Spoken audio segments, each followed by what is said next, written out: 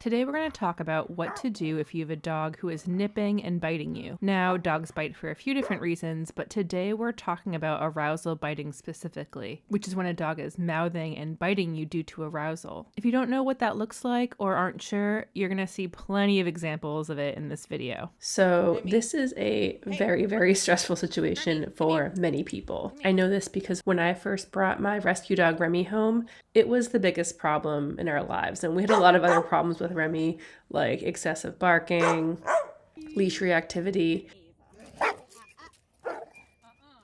But I would say the most stressful by far was his constant biting and nipping in the home. I would spend all this time walking him, training him, and then I would sit down feeling super overwhelmed and exhausted, and Remy would just not give me any peace. Every time I got up, he would grab at my clothes. He would grab at my comforter. He destroyed so many of my sweaters and bedding. He would grab my shoes, and I just had no idea how to handle this. Good news, Remy does not do that anymore, and I want to explain to you what I did to be successful with stopping this constant nipping and grabbing, because I did try a lot of different things. I tried a lot of different advice that was given to me online, and a lot of it didn't work, including the advice I was given by a trainer. So first of all, let's talk about what does not work. You'll hear people say online that you should either say no in a firm voice or let out a squeal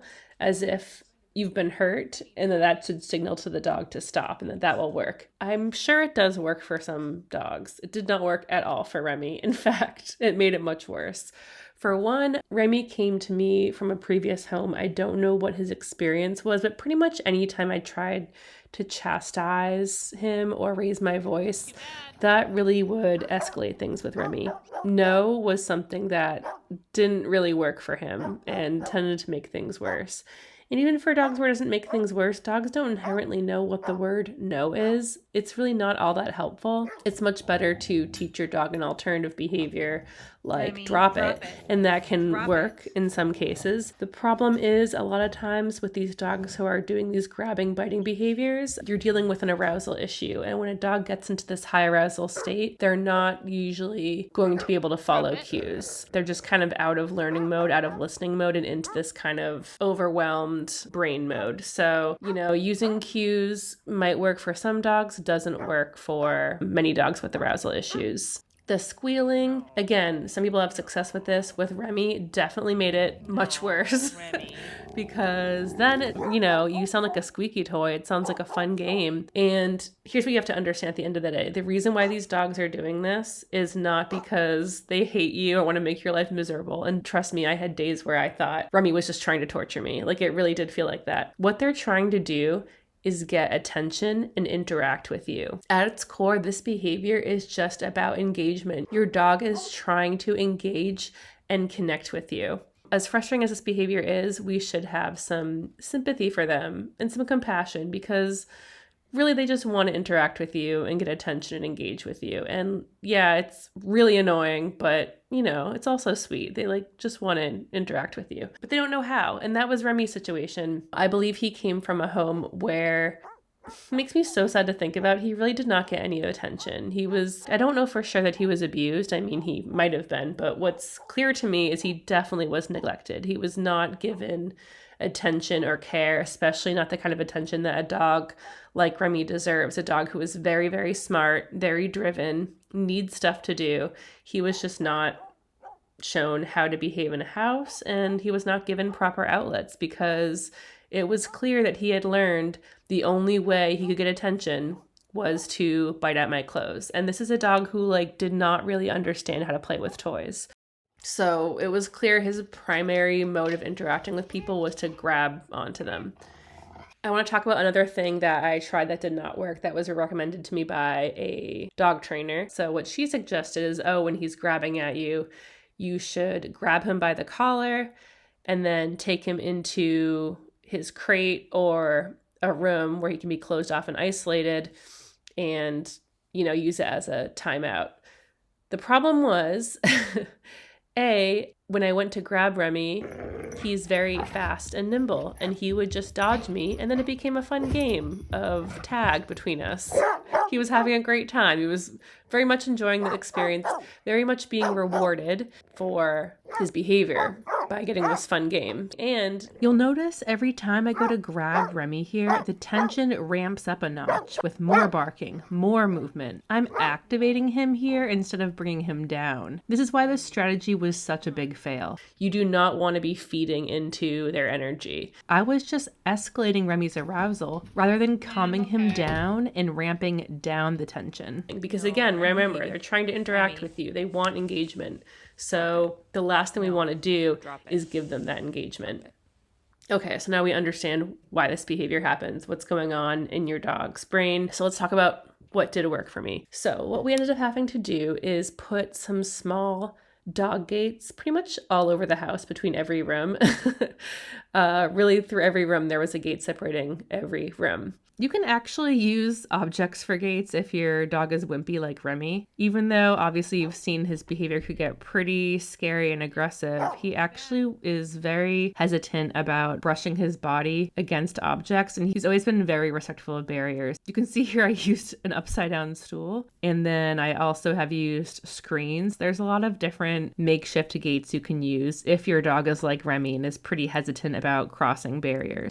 And so when Remy would grab onto my clothes or nip at me, I would just not say anything at all, just go totally quiet and walk to a gate, step over the gate, leave the room. That's all I did. And I would leave the room for maybe not that long, like 20 seconds maybe. Then I would come back with a toy, step over the gate, and begin playing with Remy with the toy. And remember, I said earlier, Remy was not accustomed to playing with toys, so it wasn't as simple as just like throwing a toy at him. I really had to make the toy enticing, drag it around the ground, make it move around, and get Remy interested in the toy.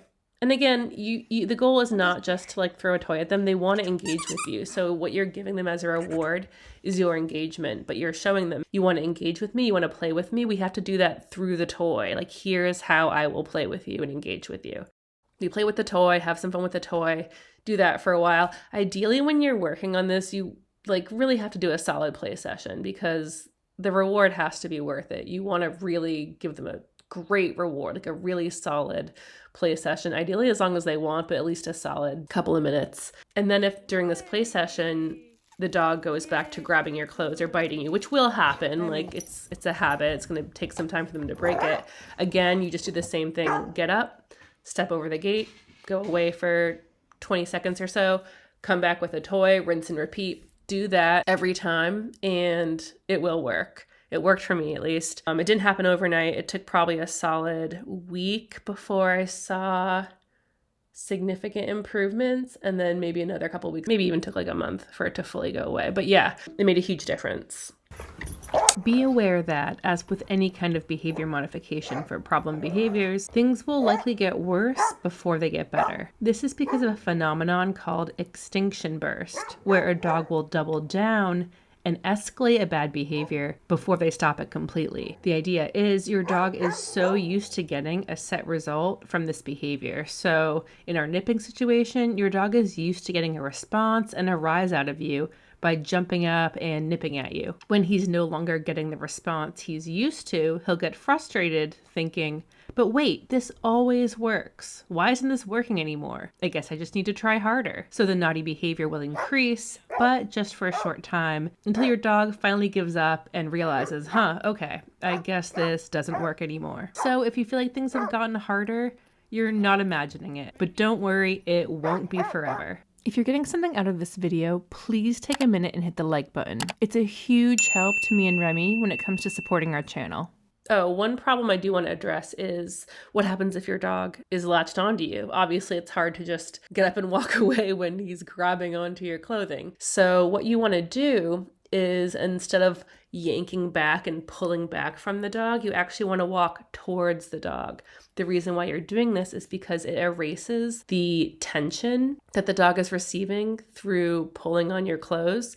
You walk towards them so they're not getting any kind of tension feedback like they do with a tug of war toy. You don't want this to be a tug of war game. So you just walk towards them. They're not getting any tension. It's not fun. They'll eventually let go of your clothing, and that's when you step over the gate. This method was really a game changer for stopping Remy's biting and nipping. But really, if you want to put a stop to this behavior as quickly and effectively as possible, you don't want to always be waiting until your dog gets to this biting stage and correct the behavior by removing yourself. Instead, you really need to anticipate when your dog is about to start this biting and nipping behavior and redirect your dog to another activity before that behavior starts. You need to get your dog to practice redirecting those big feelings to appropriate outlets. This is all about predicting what sets your dog off. Initially, it may feel like everything. It certainly did for me, but if you pay careful attention, you will start to notice patterns. For us, there were certain things that became apparent once I started paying more attention. I noticed especially that at dusk was when his nipping behavior would get a lot more severe, his doggy witching hour, if you will. I would also get hints when he was staring at me and when his tail would start moving rapidly back and forth, all while staring me down. I had noticed these telltale signs before, but at that time I just felt so hopeless and overwhelmed that I would just try to ignore him. I thought I needed to ignore him to avoid reinforcing this naughty behavior. But ignoring him just made him more frustrated and forced him to escalate his behavior to get the attention he wanted. Instead, these indicators are when I should have been stepping in, and when you'll want to step in too to help your dog. He hasn't done anything bad yet, but I can see he is getting super amped up. If I noticed he was getting close to his threshold, I could have intervened here with a chew, a frozen Kong, or a puzzle activity to redirect him to calm down on his own. That's what I would do, and I do today. Giving Remy enrichment items like these as outlets was huge in helping him not only with his arousal nipping, but in just lowering his stress and improving his behavior across the board.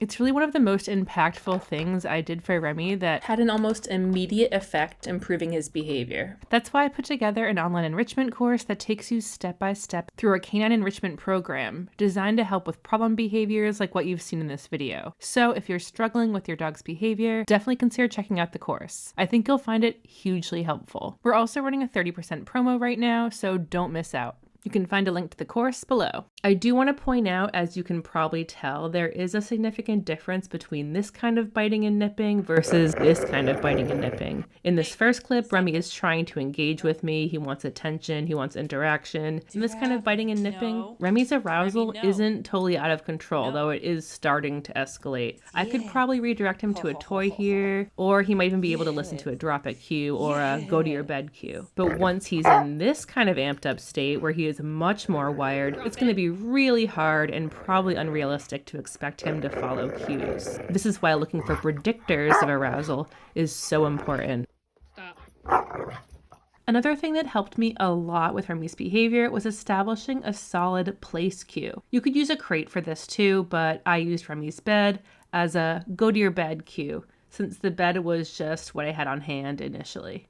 Watch the video we have on place training, aka mat training, to learn more about how to do that. I spent a lot of time working with Remy on this place cue. Every time he was on his bed, he could get treats dispensed as long as he stayed there, and if I ever noticed him hanging out there on his own, he was always rewarded. It was also really handy for when I was cooking in the kitchen too. If I was able to catch Remy starting to get over aroused before he went totally over threshold, I would direct him to his bed. It worked really well, and to this day, Remy will still sometimes go to his bed and lie down himself when he starts to get worked up and is approaching his threshold. He knows how to self-soothe now, which is great. But like I've said, a lot of dogs with arousal issues won't be able to respond to cues once they get into that super amped up state. So you do have to give this place cue before your dog becomes totally over aroused and goes over their threshold. One issue with the place cue for these kinds of arousal situations is that your dog still has all this pent up energy that needs to get dispensed. Just having him sit still and lie down usually isn't going to be enough. That's where it's so helpful to redirect your dog to a chew. Bully sticks and Benabones are my favorite, but there are lots of options out there. Now, I don't know how common this is, but I think it's worth noting that for Remy and I couldn't really just hand him a chew and walk away. I found initially when giving Remy chews, I needed to hold on to the chew for him to keep chomping on it. After 30 seconds or so, I would slowly lower the chew to the ground and finally let it go. If Remy continued with the chew on his own, perfect. But if he stopped,